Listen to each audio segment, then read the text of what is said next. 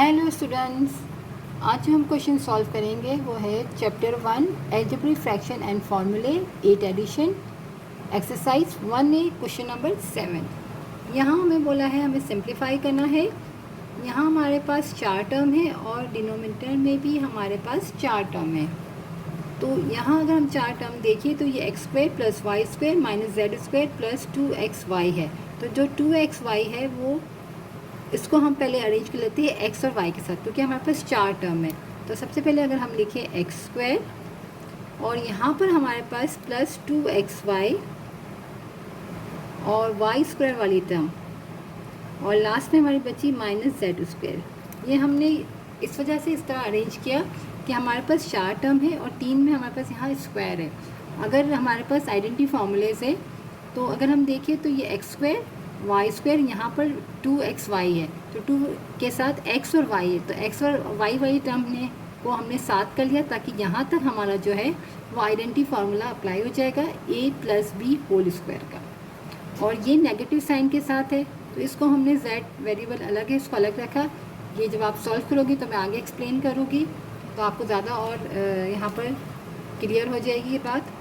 अच्छा, यहाँ मैंने इसको इस वजह से किया जो हमारे पास फार्मूला है A square plus 2ab plus B का स्क्वायर इक्वल होता है a प्लस बी का होल स्क्वायर।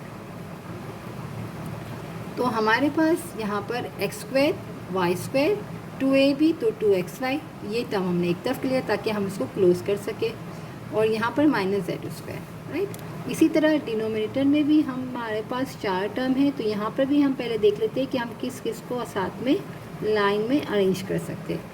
यहाँ हमारे पास एक्स स्क्वायर है, वाई स्क्वायर जेड स्क्वायर और 2yz यहाँ है। तो जो 2 के साथ नंबर्स है वेरिएबल्स है वो है y और z, तो y और z ये वाली टर्म है, ठीक है। अब सबके साथ यहाँ पर तो नेगेटिव है, यहाँ पर ऊपर क्या था कि सब प्लस था। फॉर्मूले में क्या होता है, फर्स्ट टर्म प्लस है, सेकेंड भी प्लस है और यहाँ थर्ड टर्म भी प्लस है, और जो नेगेटिव वाला होता है उसमें यहाँ नेगेटिव होती है और यहाँ प्लस होती है, तो यहाँ तो सारे नेगेटिव है।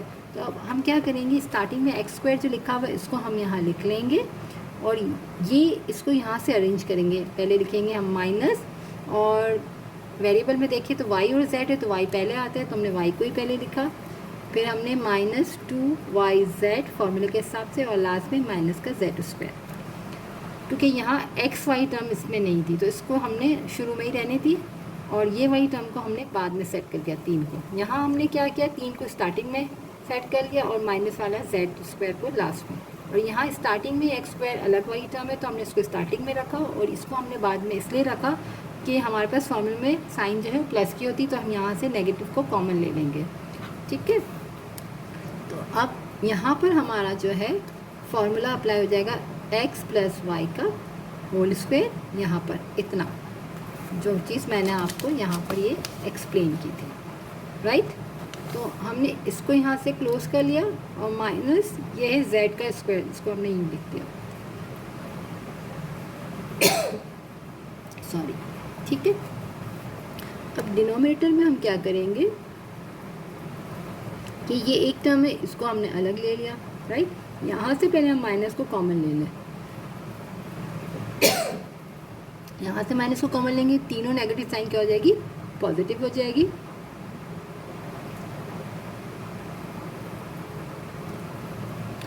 अब क्या होगा, यहाँ पर भी यही वाला प्लस का फॉर्मूला जो हमने यहाँ पर अप्लाई किया था, यही फार्मूला, अब तीनों टर्म हमारी प्लस हो गई तो हम यहाँ फार्मूला अप्लाई कर देते हैं। यहाँ पर माइनस का नहीं कर सकते थे क्योंकि माइनस वाले में भी सिर्फ सेकेंड टर्म नेगेटिव होती है, फर्स्ट और लास्ट भी पॉजिटिव होती है।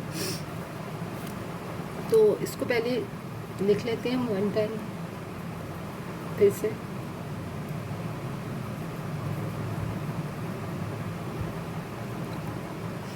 ये फॉर्मूले को क्लोज कर ले हुए तो हमारा हो जाएगा y प्लस जेड का होल स्क्वायर।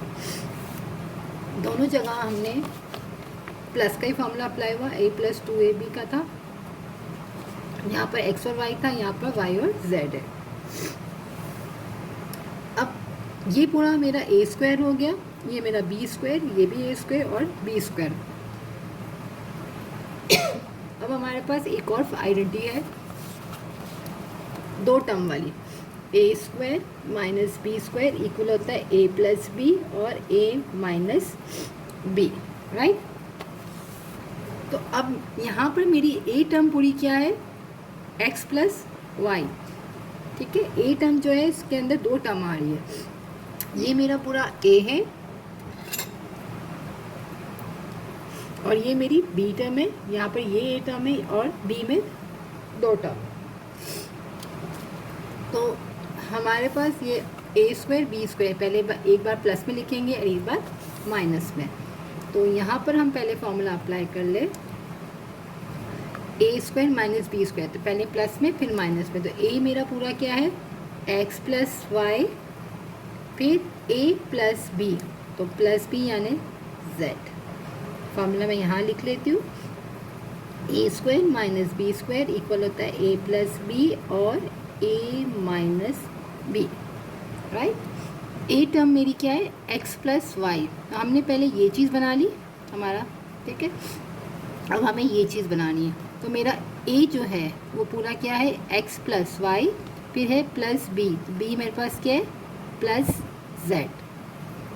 अब एक बार मैंने प्लस में लिखा, एक बार मुझे माइनस में, तो ए माइनस बी, ए क्या है, एक्स प्लस वाई और सॉरी ब्रैकेट नहीं है यहाँ पे, x plus y minus b यानी जेड,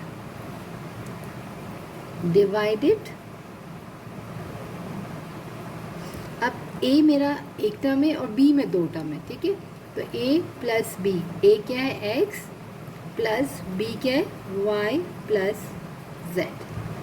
फिर अब ए माइनस बी, ए मेरे पास एक्स है माइनस बी, एक और मैंने ब्रैकेट क्यों लगाया, ऊपर मैंने नहीं लगाया था, यहाँ लगाया। इसका रीज़न क्या है, इसका मेन रीज़न ये है कि यहाँ ए स्क्वायर मेरे पास दो टर्म थे शुरू में, तो और बी टर्म तो एक बार थी। तो जब हम ए प्लस बी करते हैं तो फ़र्क नहीं पड़ता है, ए माइनस बी किया तो बी जो है हमारे पास यहाँ पर ए की टर्म थी, तो डायरेक्ट माइनस में हमने जेड लिख दिया। बट डिनोमिनेटर में क्या है हमारे पास कि ए टर्म एक है और बी टर्म बाद वाली दो है। तो जब हम फॉर्मूला लगाएंगे ए प्लस बी, तो प्लस में तो फ़र्क नहीं पड़ता है मगर माइनस में फ़र्क पड़ता है, क्योंकि ये है ए, ये है माइनस और ये है बी। तो जब मैं ओपन करूँगी तो यहाँ पर दो टर्म है, तो दोनों टर्म से माइनस मल्टीप्लाई होगा। इसका रीज़न सिर्फ ये था। तो साइन हमेशा लगाना ताकि अगर दो टर्म बाद में हो तो आपकी साइनों में गड़बड़ ना है। हमारे पास हो गया एक्स प्लस वाई माइनस का जेड और डिवाइड में हमारे पास है x plus y plus z और यहाँ पर क्या हो जाएगा, एक्स, ये माइनस दोनों से माइनस वाई और माइनस का जेड। तो ये दोनों सेम है, x plus y plus z. हमारे पास आंसर क्या आ जाएगा यहाँ पर, x plus y minus z divided x minus y minus का जेड, आंसर।